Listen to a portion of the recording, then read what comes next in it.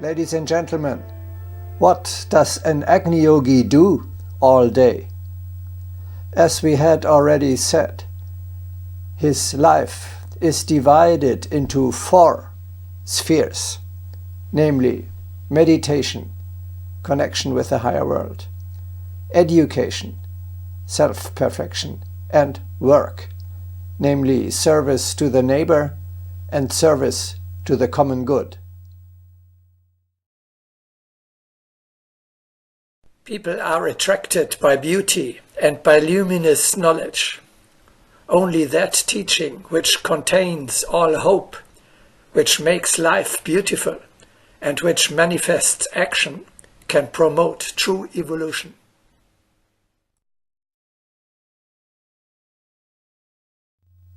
If you want to tread the spiritual path, you must find a way to serve the progress of evolution.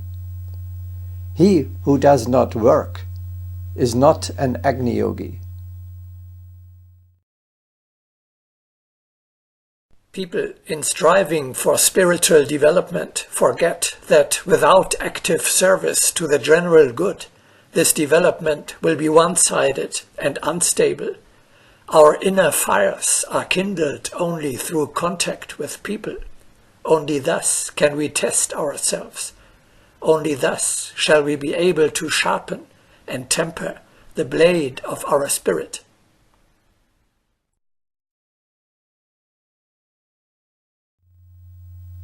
This means, in concrete terms, you should contribute a stone to the creation of the new world every day. What is to be done in detail is described in our series, The New World.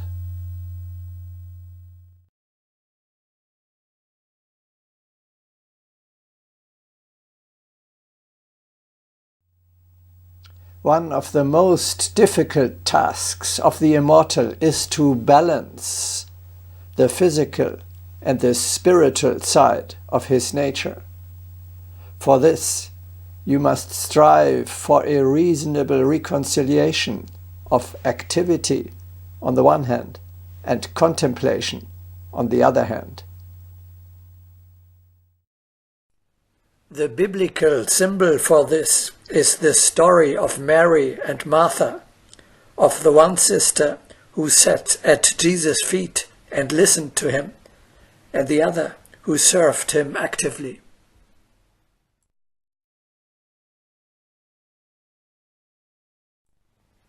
The most difficult thing for people is to combine the utmost spiritual exaltation with tireless action.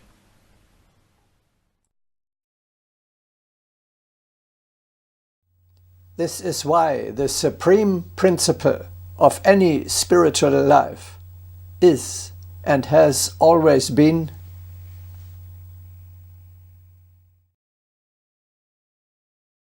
ora et labora, pray and work.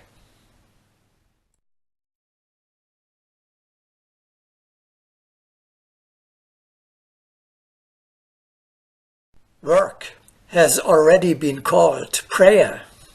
Each labor contains within itself the concept of the beautiful.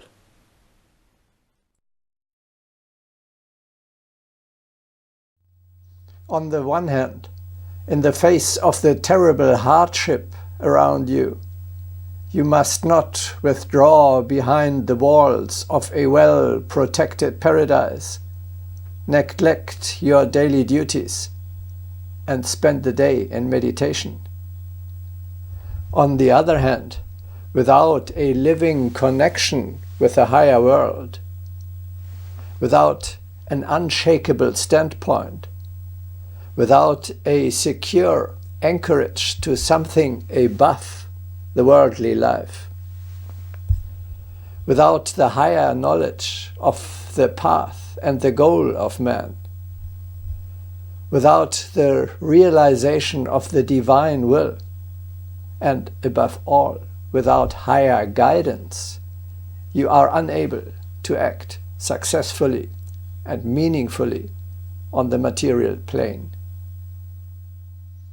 Every thought, every word and every deed should correspond to the cosmic laws and bring you a step closer to fulfilling your earthly mission.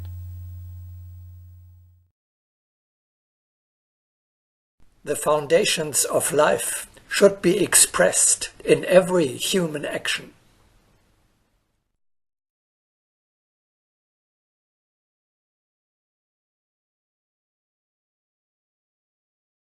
When action presupposes a great goal, each step must conform to the destination.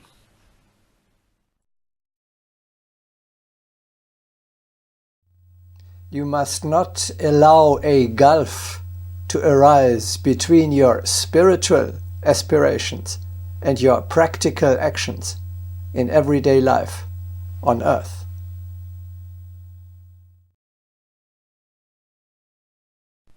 There must not arise a split between thinking and acting.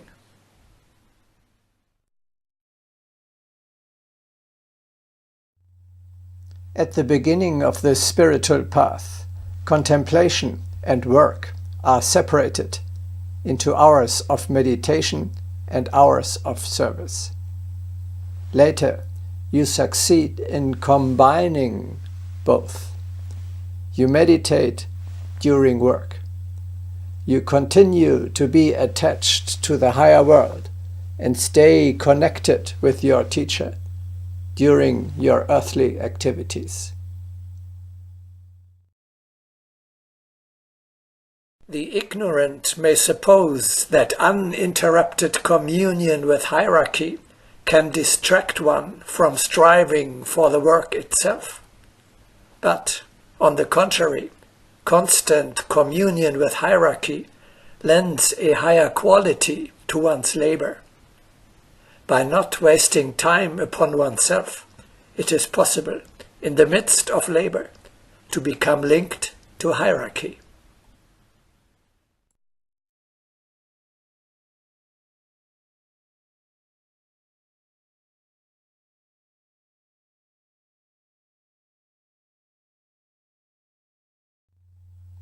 Your inner development must reflect itself in the outer world. It must bear fruit. It must leave traces on earth. The spiritual path has a worldly purpose: to create on the material plane the heaven that you have seen and visited in contemplation.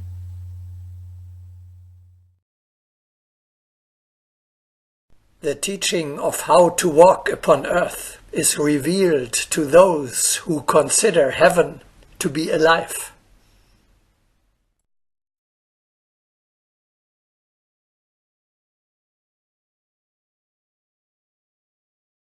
From the abyss of chaos to celestial harmony, the way is indeed long. This is why the great teachers are also the great toilers.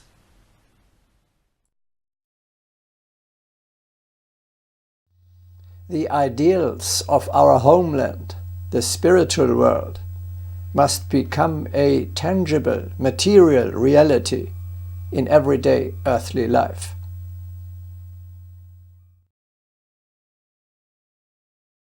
Faith without works is dead.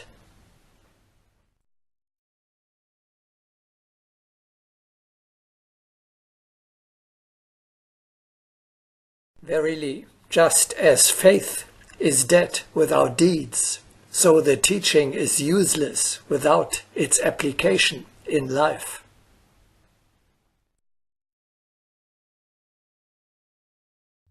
You will not want to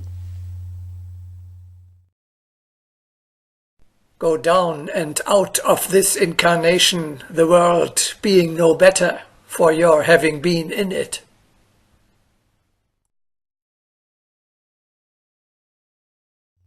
The good, the eternal, the divine in man strives to express itself in good deeds. That man is good, who creates good.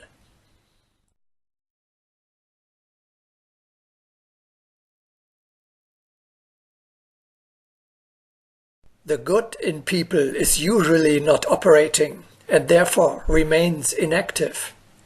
If we want to advance, we must apply active goodness. We must understand that we can replace a pit with a true temple.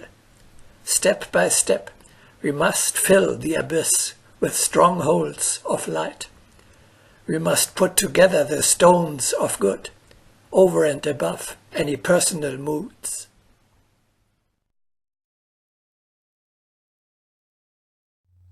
One of the most beautiful paragraphs of Agni Yoga says,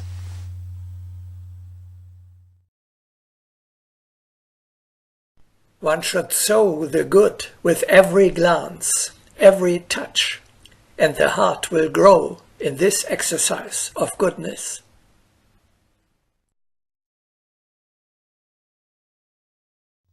The mission of man as an intermediary between the worlds, as a co-worker of evolution, requires work, both on ourselves and in the world. The divine plan of creation is far from being completed.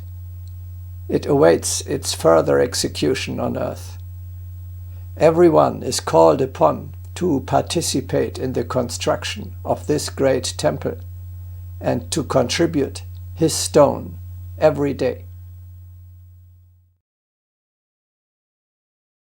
It is ordained for each one to adorn the course of evolution.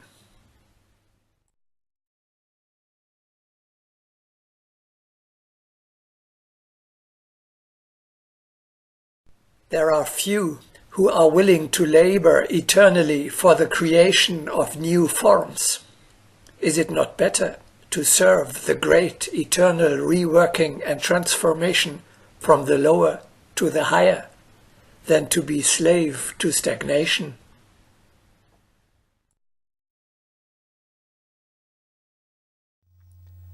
So you will offer to the masters of this planet, to the brotherhood of the Mahatmas of Shambhala, your cooperation in the great work for the transformation of this earth.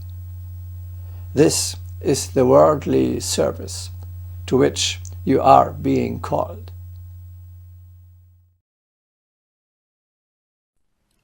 Each one must keep in mind that he has been entrusted to serve for the progress of the world.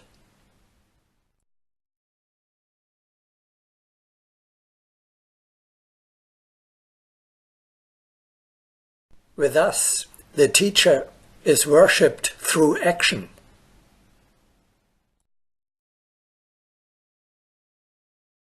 By this work, you are being assessed.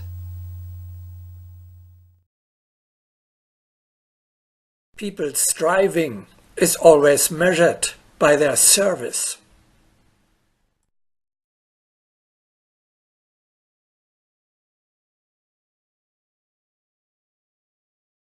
The sum total of each life cycle elevates or degrades one in his progress according to the use and the service he has given.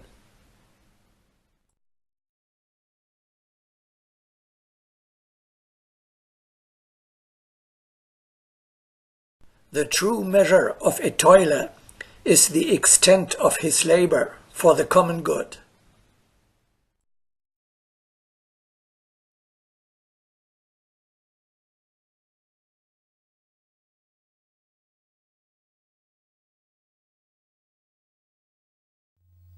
The responsibility of man is immense. All is one. All your thoughts, words, and deeds contribute to that what is happening on earth. You are, therefore, responsible for everything that is happening down here. If only because you are paying taxes, or because you allow something to happen which should not have happened.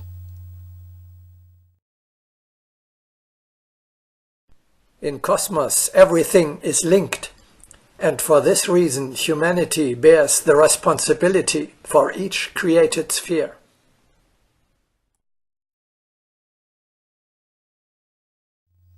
Man, the salt of the earth, the greatest power, the representative of the spirit down here, is responsible for the fate of the planet.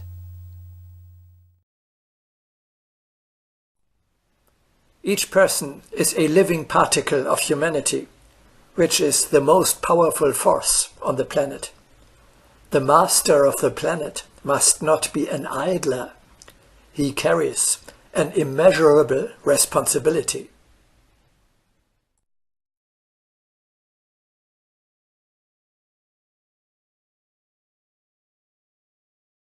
Young hearts will not feel as ants upon the earth's crust, but as bearers of the spirit, responsible for the planet.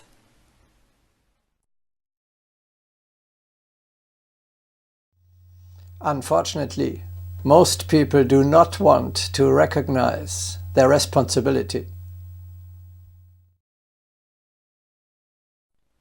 People try to accept the concept carrying the least responsibility. Sympathy may be limited to words, but unity necessitates action. Each action is in itself frightening to cowards. Man fears responsibility, and with this he falls into heartlessness.